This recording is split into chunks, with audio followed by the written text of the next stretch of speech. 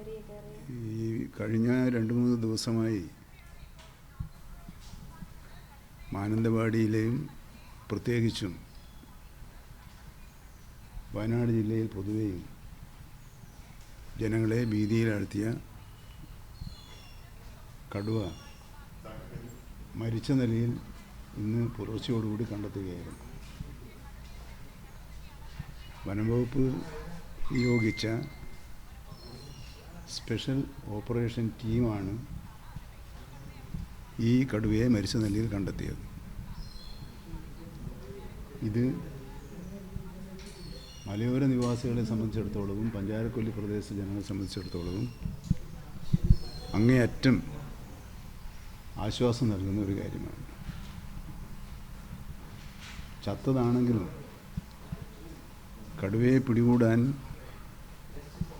വനംവകുപ്പ് ഉദ്യോഗസ്ഥന്മാർ നടത്തിയ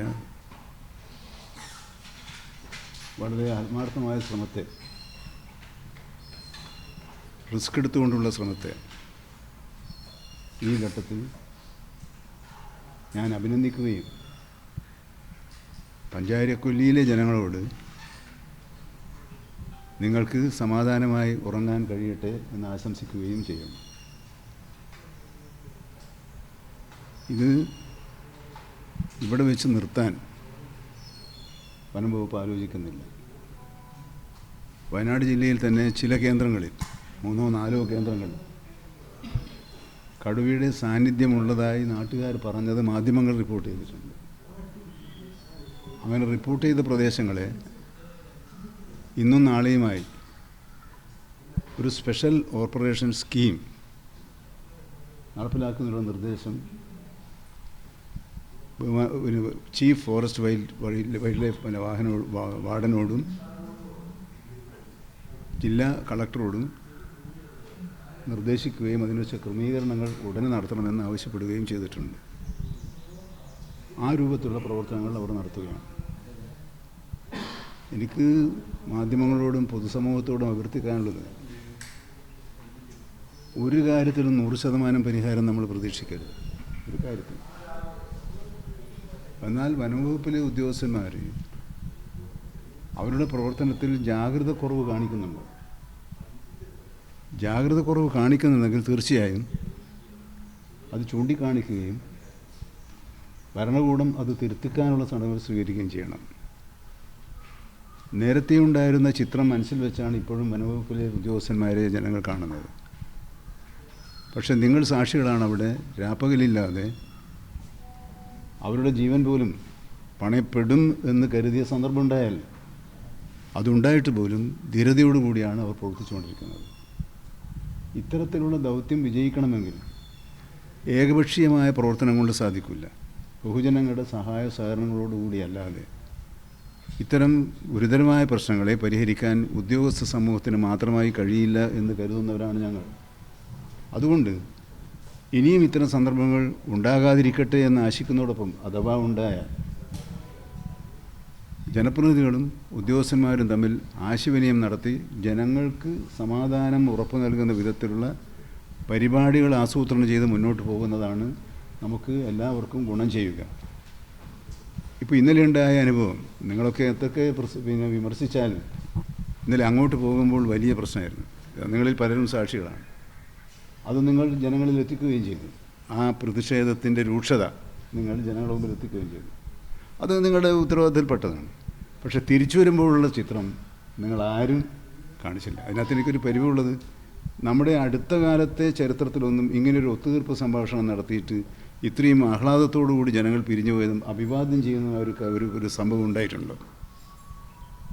അത്ര നല്ല നിലയിൽ അത് ഉദ്യോഗസ്ഥന്മാരും ഗവൺമെൻറ്റും ജനങ്ങളും എല്ലാം കൂടി സഹകരിച്ച് ചെയ്തൊരു കാര്യത്തെ, അതിൻ്റെ നന്മയെ, ഗുണപരമായ വശത്തെ ജനങ്ങളിൽ എത്തിക്കേണ്ടത് നല്ല ആരോഗ്യകരമായ സാമൂഹ്യ പ്രശ്നങ്ങൾ പരിഹരിക്കാനുള്ള പ്രവർത്തനങ്ങൾക്ക് അത് സഹായകമാകും എന്ന ഒരു അപേക്ഷ മാത്രമേ ഉള്ളൂ. അല്ലാതെ അത് നിങ്ങൾ കൊടുക്കാത്തതിൽ എനിക്ക് പ്രതിഷേധമില്ല. കാരണം നിങ്ങളുടെ ഓരോരുത്തരുടെയും മാധ്യമങ്ങളുടെയും മാധ്യമപ്രവർത്തകന്മാരുടെയൊക്കെ ഓരോരുത്തർക്കും ഓരോ ആംഗിൾ ഉണ്ടാവുമല്ലോ.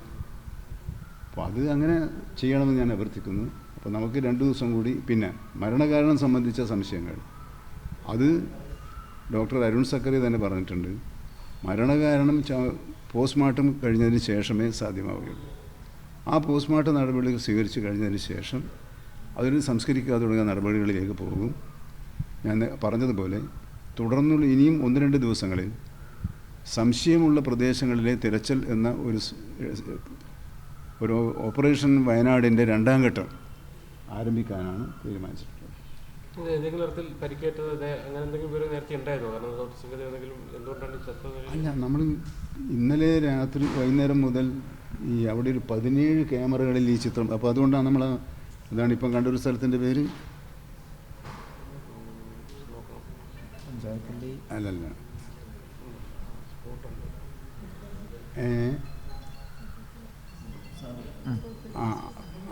അവിടെ രാത്രി മുതൽ കണ്ടു. പിന്നെ നിരീക്ഷണത്തിൽ ഇരിക്കുന്നൊരു കടുവ തന്നെയാണിത്. പിലാക്കണ്ടി പിലാക്കാവ് അവിടെ കണ്ടത്. അത് നേരത്തെ തന്നെ അവരിങ്ങനെ ഐഡൻറ്റിഫൈ ചെയ്ത് നിൽക്കുകയായിരുന്നു. അപ്പോൾ ആ ടീം അവിടെ, ഞാൻ പറഞ്ഞില്ലേ, ആ സ്പെഷ്യൽ ഓപ്പറേഷൻ ടീം അവിടെ തന്നെ നേരത്തെ മുതലേ ക്യാമ്പ് ചെയ്യും, കടുവയുടെ മൂവ്മെൻറ്റ്സ് കാണുകയും ക്യാമറയിൽ അതിൻ്റെ ചിത്രം വരും.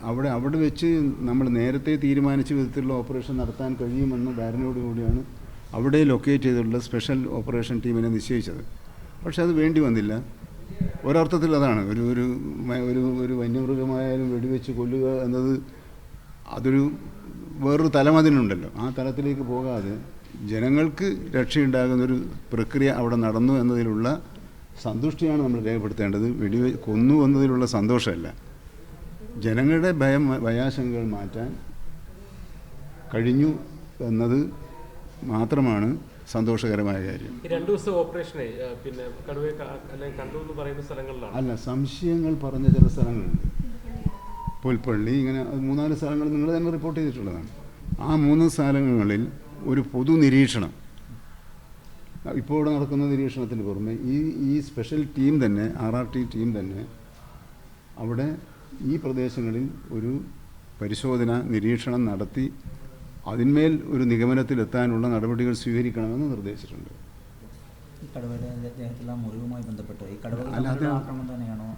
അല്ലാതെ മുറിവുകൾ എങ്ങനെ പറ്റിയെന്നൊക്കെ പോസ്റ്റ്മോർട്ടത്തിലേ മനസ്സിലാവുള്ളൂ. മുറിവുകൾ ഉണ്ടായി എന്ന് നമ്മൾ കണ്ടതാണല്ലോ. അപ്പോൾ ആ മുറിവുകൾ ഉണ്ടായിട്ടുണ്ട്. പക്ഷെ നമ്മളൊന്ന് മനസ്സിലാക്കേണ്ടത്, ഞാൻ നേരത്തെ പറഞ്ഞപ്പോൾ നിങ്ങളെല്ലാം അതിനെ തെറ്റായി വ്യാഖ്യാനിച്ചു. നമ്മുടെ വനത്തിനകത്ത് എന്തോ കാരണങ്ങളാൽ മൃഗങ്ങൾ മുറിവേൽക്കുന്നുണ്ട്. അത് നമ്മൾ കണ്ണടച്ചിട്ട് കാര്യമില്ല. കാരണം എന്താണ് എന്നതിന് പല വ്യാഖ്യാനമുണ്ടെങ്കിലും അതിന് സാധാരണ നിലയിൽ ആരെങ്കിലും മനഃപൂർവ്വം മുറിവേൽപ്പിച്ചതാകാം സാധ്യത. 2, അവർ തമ്മിലുള്ള പരസ്പര ഏറ്റുമുട്ടലിൽ മുറിവുകൾ സംഭവിക്കാൻ സാധിക്കും. അവരെക്കാൾ വലിയ മൃഗങ്ങൾ അങ്ങോട്ടും ഇങ്ങോട്ടും ആക്രമിച്ചതിൻ്റെ ഫലമായും മുറിവുകൾ ഉണ്ടാകാൻ സാധ്യതയുണ്ട്. അപ്പോൾ അത് പല സാധ്യതകളാണ്. ആ സാധ്യതകൾ നമ്മൾ എന്താണെന്ന് മനസ്സിലാക്കുക. പക്ഷേ അങ്ങനെ സംഭവിക്കുന്നുണ്ട് എന്ന് ഞാൻ നിയമസഭയിൽ പറഞ്ഞപ്പോൾ എന്തൊരു കോലാഹലമായിരുന്നു. സംഭവിക്കുന്നുണ്ട്, അത് നമുക്കായിരിക്കും. പക്ഷേ എന്താണ് എന്നത് കണ്ടുപിടിക്കണമെങ്കിൽ ഒറ്റ നോട്ടത്തിൽ കണ്ടുപിടിക്കാൻ കഴിയില്ല. ശ്രമകരമായ ഒരു ജോലിയിലൂടെയും ഒരു സ്പെഷ്യൽ നിരീക്ഷണത്തിലൂടെയും മാത്രമേ അതൊക്കെ കണ്ടുപിടിക്കാൻ. അതൊക്കെ നമ്മൾ പിന്നെ ആലോചിക്കുക. ഈ കാര്യങ്ങളെല്ലാം ഞാൻ കുറച്ച് നേരത്തെ ബഹുമാനപ്പെട്ട മുഖ്യമന്ത്രി വിളിച്ചിരുന്നു. അദ്ദേഹം അന്വേഷിച്ചു. അപ്പോൾ ഞാൻ അദ്ദേഹത്തോട് ഇങ്ങനെയൊക്കെ സംഭവിച്ചു എന്ന് പറഞ്ഞു. അപ്പോൾ അദ്ദേഹം കൂടി പറഞ്ഞു, തുടർച്ചയായി എന്താ ചെയ്യാൻ പോകുന്നതെന്ന് എന്നോട് ചോദിച്ചപ്പോഴാണ് ഞാൻ പറഞ്ഞു നമുക്കിങ്ങനെ ഒരു നിർദ്ദേശത്തെ. അപ്പോൾ അദ്ദേഹം അത് നല്ലതാണ് എന്ന് പറയുകയും ചെയ്തിട്ടുണ്ട്. അപ്പോൾ അദ്ദേഹത്തിൻ്റെ കൂടെ സമ്മതത്തോടു കൂടിയാണ് ഈ പ്രവർത്തനങ്ങളെല്ലാം നടക്കുന്നത്. നാളെ പ്രതിപക്ഷത്തിൻ്റെ മാർച്ച് അവിടെ എത്തുകയാണ്. മാർച്ച് അല്ല, അവരിപ്പോൾ ഇതിന് ഈ കടുവേൻ്റെ പ്രശ്നം ഉന്നയിച്ചാലല്ലോ അവരെ മാർച്ച് വനമേഖലയുമായി ബന്ധപ്പെട്ട നിരവധി പ്രശ്നങ്ങളുടെ ഉയർത്തിപ്പിടിച്ചുകൊണ്ടാണ്. പക്ഷേ അവരുടെ ആദ്യ ആവശ്യം ഇപ്പോൾ ഇല്ലാതായിട്ടുണ്ട്. പക്ഷെ അവർ ശ്രമിക്കേണ്ടത് കേന്ദ്ര നിയമത്തിൽ മാറ്റം വരുത്തണമെന്ന് ആവശ്യപ്പെട്ടുകൊണ്ട് കേരള നിയമസഭ പാസ്സാക്കിയ പ്രമേയം, ആ പ്രമേയത്തിലെ ആവശ്യങ്ങൾ നടപ്പിലാക്കണം എന്നൊരു ഡിമാൻഡ് കൂടി ആ ജാഥയിൽ ഉണ്ടായിരുന്നെങ്കിൽ അത് കർഷക താല്പര്യം സംരക്ഷിക്കാനുള്ളൊരു ജാഥയാണ് നമുക്ക് പിന്നെ ഒരു കാഴ്ചപ്പാടിൽ ഒരു നിഗമനത്തിലെത്താൻ കഴിയുമായിരുന്നു. മറ്റേതിപ്പോൾ ഒരു രാഷ്ട്രീയ പാർട്ടിയാണ്, രാഷ്ട്രീയ മുന്നണിയാണ്, രാഷ്ട്രീയ പ്രവർത്തനം നടത്തും, അതിൻ്റെ ഭാഗമായി പ്രചരണ ജാഥകൾ നടത്തും, ക്യാമ്പയിനുകൾ നടത്തും. അതൊക്കെ നമ്മളതിനെപ്പറ്റി ഒരു അഭിപ്രായം പറയേണ്ടതില്ല.